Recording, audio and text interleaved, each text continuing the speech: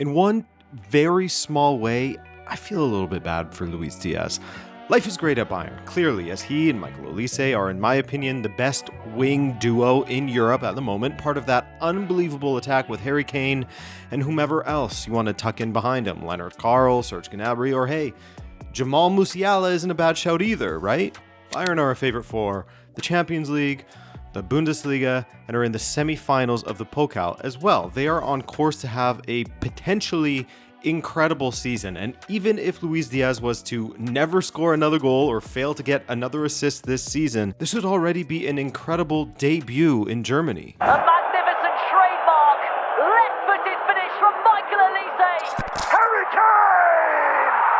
And who else but he? Now, the thing is, that trio that he's a part of in Bayern's attack, they are both on track to having their best ever seasons in their careers when it comes to goals and assists. Kane's already outscored the 23-24 version of himself, while Olise will surpass last season's goal contributions very shortly. One is still technically capable of breaking or matching the Bundesliga goal-scoring record held by Robert Lewandowski, while the other is considered by many as perhaps, or at least based on current form and the danger he offers, the level he's playing at, the best player in the world in this moment.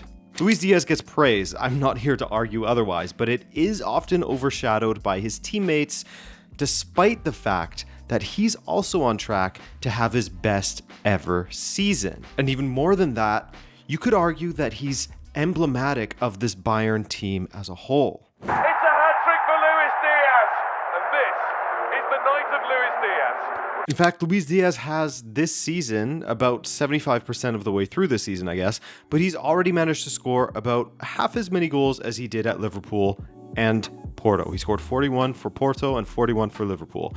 He already has 20 goals for Bayern and has only played 28.8% of the matches he did at Porto and 24.3% of the matches he played at Liverpool. Now, this season, there's a lot going wrong at Liverpool, and Luis Diaz leaving isn't the beginning and the end of the explanation as to why their attack goes quiet at times, but it's certainly part of the conversation. Last season, while Darwin was misfiring and Diogo Jota, may he rest in peace, was battling through injuries, Luis Diaz was the de facto center forward for Arne Slot.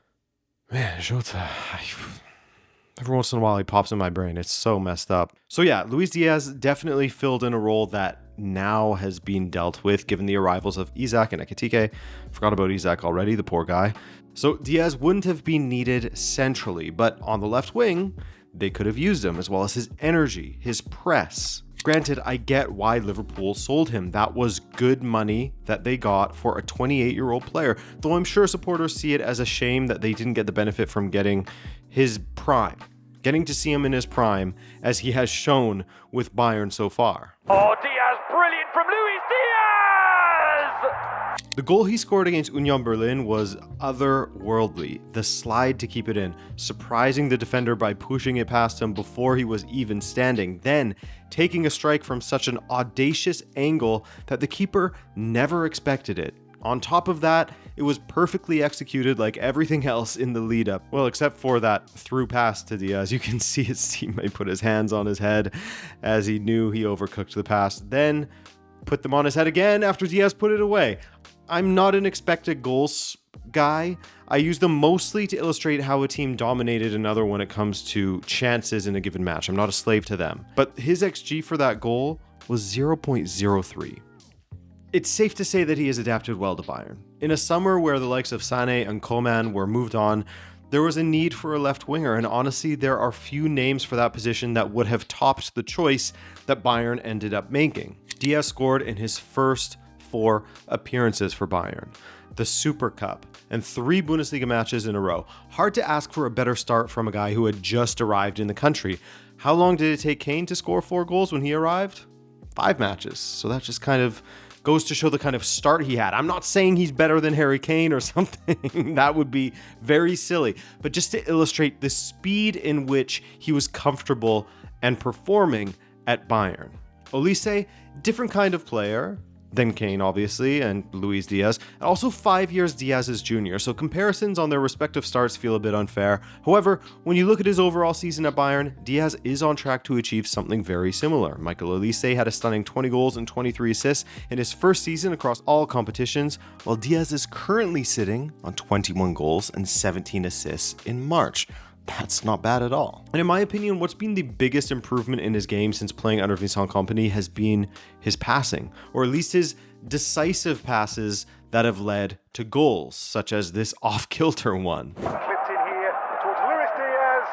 He takes a spill. Guerrero! He can go to ground, then score. He can go to ground and assist from the ground. According to Kompany, he's done that assist in training as well. It wasn't the first time he's pulled it off. And by the way, he scored the winner later in that match. But his assist numbers here, at FC Porto, he had 19 and 125 matches. At Liverpool, he had 23 and 148. For Bayern this season, Luis Diaz is already at 17 assists. But speaking of Vincent Kompany, he kind of perfectly summed up Luis Diaz and what makes him so difficult to play against and gives him so much quality as a player, saying, quote, "Lucho has got a kind of chaotic creativity. He can always do something in chaos. As a defender, I always found it uncomfortable to play against such players because you never know whether you have the ball under control or he has it." That was in November following the St. Pauli match, but after their match against Atalanta this month, he highlighted beyond just the numbers, which are fantastic, beyond the creativity and chaos, which is a huge asset to any team, but Luis Diaz is representative of the team as a whole, as the story that Vincent Kompany wants to tell as a team, saying, quote, "I think the message he sends when he plays is a big part of the message we are as a team as well. Always fighting, always trying to get something. It's not because we are a big club. It's not that we are Bayern Munich, we are any less hungry than any other team. And Lucho gives us this. He gives us a clear image of a team who's hungry for everything. It's been a pleasure to have him with us." And that's what I mean about him being kind of emblematic of this Bayern side this season. He has that fantastic mix of a player who is both intense and works very hard in and out of possession, thanks in part to his time back at Liverpool, I'd say, as well as a player with a great amount of technical skill, someone who can score goals and set them up in equal measure and has no issue in contributing any way that's asked of him. So maybe he's not the first name that people think of when they think of this Bayern team. Olise and Kane probably get those honors this season, that's for sure.